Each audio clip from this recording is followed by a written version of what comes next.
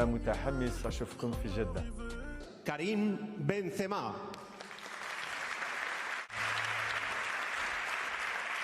Es un día un poquito triste porque voy a dejar este club y para mí me hace daño porque, como he dicho antes, tenía un sueño en la cabeza, firma para Madrid y quería terminar en Madrid. Tiene la suerte de realizar mi sueño de niño gracias al Presi, que hace mucho tiempo, como he dicho antes, tenía apenas 21 años. Fui a mi casa con mis padres y cuando te vi he dicho, es el hombre que ha traído a Zizou, a Ronaldo y ahora me quiere en su equipo. Querido Karim, hace 14 años llegaste al Real Madrid y te has convertido en uno de los mejores jugadores de todos los tiempos.